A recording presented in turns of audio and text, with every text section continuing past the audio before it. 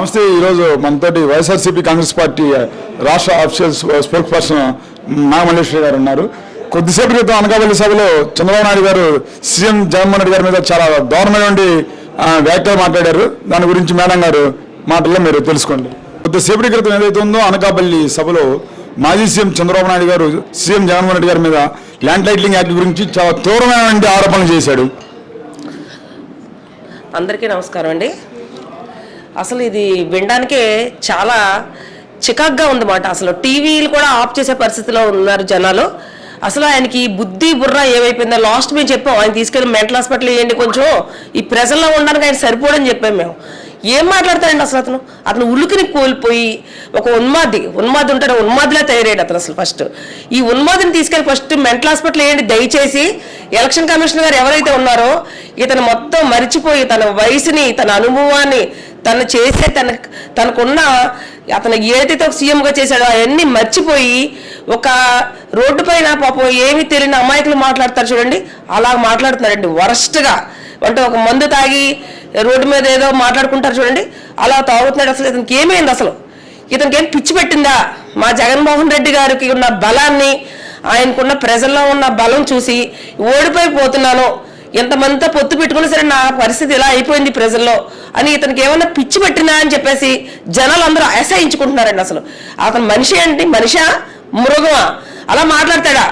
వేదిక కింద ఎంతమంది మహిళలు ఉన్నారు? నువ్వు బహిరంగ సభలో మాట్లాడే మాటలు ఇవి. నువ్వు ఒక సీఎం చేసిన మనిషివా? నీకు బుద్ధి జ్ఞానం ఉందా? అసలు నువ్వు జనాల్లో ఉంటే జనాలు నిన్ను కింద తొక్కేస్తారు ముందు, నీకు సెక్యూరిటీ పక్కన పెడితే. కానీ మేడం గారు మీరు అన్నారు ఇప్పుడు ఏదైతే ఉందో అనకాపల్లి సభలో ఇప్పుడు 100,000 మహిళలు ఉన్నారు, అటు చూస్తే టీవీలు గతుక్కుపోయిన మహిళలు ఉన్నారు. అసలు ఇలా ఇప్పుడు అమ్మమ్మ ఊడి ఇచ్చారు, అసలు ఇలాంటి వ్యాఖ్యలు ఇప్పుడు సీఎం జగన్ మీద చేసిన వ్యాఖ్యలు అసలు ఆఖరికి ఈ టీవీలు కూడా కట్టేసే పరిస్థితి. చంద్రబాబు నాయుడికి తగిన మూల్యం చెల్లించుకో తప్పదు అంటారు వ్యాఖ్యలకి. అసలు ఆయనకి తెలిసిపోయిందండి, ఆయనకి అసలు తెలిసిపోయింది ఇంకా నా పని అయిపోయింది, నాకు రాజకీయ సమాధి అనే విషయం తెలిసిపోయి అసలు ఆ యాక్ట్ 2019లో ఆ యాక్ట్ వచ్చినప్పుడు ఎంత పోడారండి వీళ్ళు. అసెంబ్లీ సాక్షిగా అక్కడ ఎమ్మెల్సీ ఆయన ఉన్నారు కదండి, పైల కేశవ్ గారు, ఆయన ఎంత బాగా పోడారు. అసలు మీరు అన్ని చూసుకోండి. ఫస్ట్ మీరు రేపటి దివాళి మర్చిపోతున్నారు. ఫస్ట్ ఎమ్మెల్సీ కేశవ్ గారు పొగిడినప్పుడు ఎంత బాగా చేశారని చెప్పేసి ఆ రోజు అసెంబ్లీ సాక్షిగా మాట్లాడినప్పుడు నువ్వేమైపోయావు? ఆ రోజు దుప్పటి కప్పు పడుకున్నావా? అసెంబ్లీలో ఏమైనా పడుకున్నావా నువ్వు? ఇప్పుడు నీకేంటి ఎలక్షన్ వచ్చాయి, నీకు అన్ని గుర్తొస్తున్నాయి, నీకు గుర్తొచ్చి పాజిటివ్ నెగిటివ్ కింద మారుస్తావా? ప్రజలు తప్పు పెట్టే దాని దిశగా వెళ్తావా నువ్వు? ప్రజలు అమాయకులు అనుకుంటున్నావా? ప్రజలు చెప్పు తీసి కొట్టే పరిస్థితిలో ఉన్నావు నువ్వు. నీవు ప్రజల్లోకి వస్తే ప్రజలు నేను చెప్పు తీసి కొడతారు. నీ సెక్యూరిటీని పక్కన పెట్టి ఫస్ట్. ఆ రోజు నువ్వేం మాట్లాడావు? ఓకే, నువ్వు సబ్జెక్ట్ పరంగా మాట్లాడుతున్నావా లేదా బూతులు ఎందుకు మాట్లాడుతున్నావు? అసలు నువ్వు బూతులు మాట్లాడే నీకు రాజ్యాంగం, నీకు ఎలక్షన్ కమిషనర్ బూతులు మాట్లాడమని నీకు ఏమైనా స్టేజ్ మీద నీకు పర్మిషన్ ఇచ్చారా? నీకు బుద్ధి బుర్ర ఉంది? అసలు నీ వయసు ఎక్కడ పెట్టావు నువ్వు? అసలు నీ వయసు అంతా ఎక్కడ పెట్టేసి నువ్వు వచ్చి మాట్లాడుతున్నావు నువ్వు? అసలు నీకు అసలు రాజకీయంగా అసలు నీకు ఎలక్షన్ లోపల పాల్గొనే కూడా ఎలక్షన్లో పాల్గొనే ఇప్పుడు అర్హత కూడా కోల్పోయాడు అతను. దయచేసి అతనికి ముందు క్యాన్సిల్ చేయాలి, ఎలక్షన్ కమిషనర్ క్యాన్సిల్ చేయాలి, లేదా అతని మతి స్థిమితం ఏంటన్నది హాస్పిటల్ తీసుకెళ్లి పరీక్షలు చేయించాలి. అసలు ఇది కరెక్ట్ కాదు. ఇక్కడ లేడీస్ అందరూ కూడా చాలా ఇబ్బంది పడుతున్నారు, ప్రజలు బాధపడుతున్నారు. మా జగన్మోహన్ రెడ్డి గారిని, మా నాయకుడిని, ప్రజల్లో ఎంత గుండెల్లో గట్టిగా ఉన్న మా నాయకుడిని అంటారు నువ్వు ఎంత ధైర్యం, ఎంత దమ్ము. 2014 ఎలక్షన్లో సీఎం చేశాను నేను, ప్రజలు చేస్తే నువ్వేం చేసావు? మొత్తం సర్వనాశనం చేసావు.